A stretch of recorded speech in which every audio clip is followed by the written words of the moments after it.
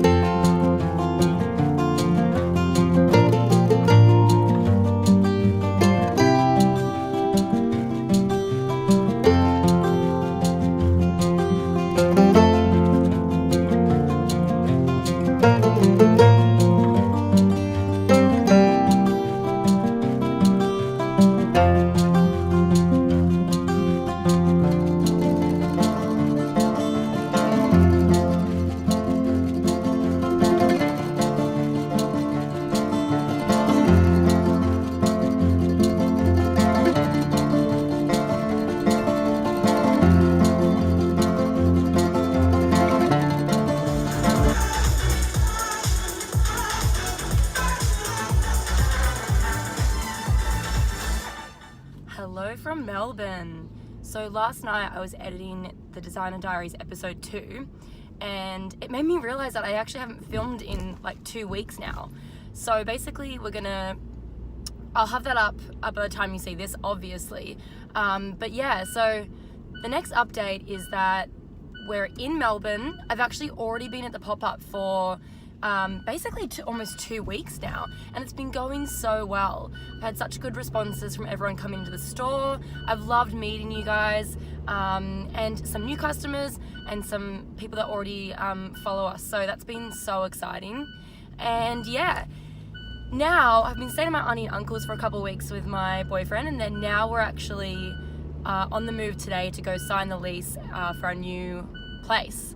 So that's happening, and literally packed the car again with some of our stuff, moving some of that stuff in today, and then the rest of it is actually going to be tomorrow. So the beginning of another new chapter, and yeah, still have the pop-up going. Oh, and really exciting, the pop-up has actually been extended for another 2 weeks. So now we're actually going to be finishing not until the 31st of March, which is super exciting. And if you're wondering what that beeping is, it's my car thinking that someone is in the front seat, but actually it's just tons and tons of boxes. So forgive me for that. But so I am on my way to our pop-up store in Melbourne to go and pack up because it's all over, which is really sad. This past month has been absolutely incredible, and originally we were only going to be there for 2 weeks and ended up getting extended because it was going so well, so that's really cool. But yeah, it's actually all going to be over, and I'm just so glad with the people that I met, and I've made so many great connections, and have had just like an unforgettable time, which is so great.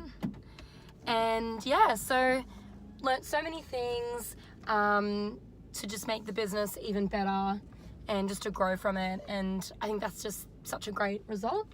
And was able to sell some knitwear and obviously meet some of my customers. So some people that came in already knew about the brand, and then some people were, you know, had no idea and were brand new. So that's super exciting.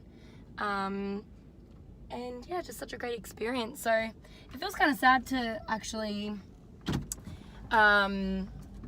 finish the pop-up store, because I moved to Melbourne at the end of February, and I actually, within about 3 days, I was already at the pop-up store. So I've spent the whole time that I've been in Melbourne at this pop-up store, which is pretty crazy. So it's going to feel a bit weird to not actually be going in there, but the good news is that we'll be doing more with AFC Curated, and there'll be more pop-up stores that will be happening.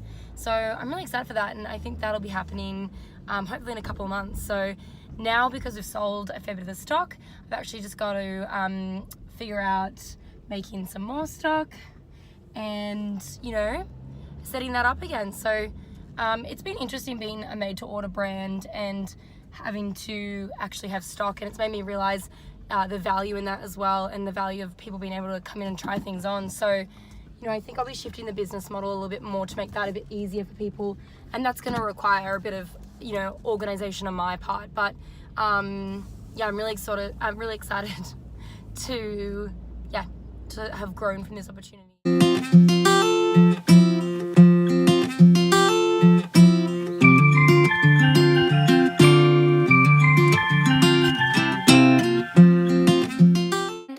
Highlight that, you know, one of the main reasons when I began my business, you know, I started this business as a legacy from my grandmother, who taught me to hand knit, and hand knitting has always been one of my greatest passions, and it still is one of my greatest passions. But, you know, I really wanted to know what it took to make a garment, and coming into this business and wanting to do ethical and sustainable and, you know, reducing your carbon emissions and all that stuff, I really wanted to know, like, what that felt like to make a piece of clothing, and actually what that takes to do that. And I have been doing it now.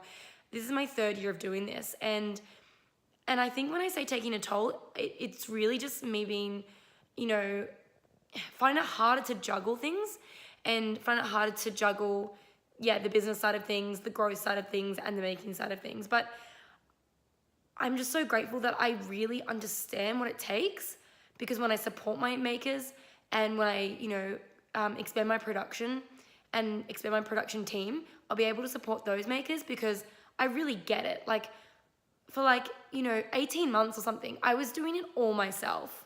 I was doing the marketing, the branding, the website, the dispatch, and the making all myself. And really, up until last year, I've been doing majority of everything myself, just to get the business to a point that I could grow it to then employ people. But, you know, I'm so grateful that I've been able to, and I now couldn't do it without my knitters. There's no way. And I just make sure that they know that all the time. But I just am so glad that I've been able to take the time to understand it, and even over these couple of years, and really know what it feels like and what it takes. Because now when I expand my team, I will just so understand and appreciate what they go through, and be able to support them properly. And as I expand, know what it takes to make this, you know, these pieces of clothing, which is so important for you know, being there, and for my team, and also for then the customer to be like, look, these do take time, and there's a lot of love that goes into these pieces. So, you know, don't think about, when you think about the price and the cost per wear and all that, like people's lives go into this, and I think that's what's so amazing about it. But yeah, it's just also so crazy sometimes when I think about how long I've been doing this for, growing the business, and still making. So I'm not going to hang up the boots entirely, but yeah, I definitely need to make it just that little bit more room to move in my schedule and my time, to just be able to do more.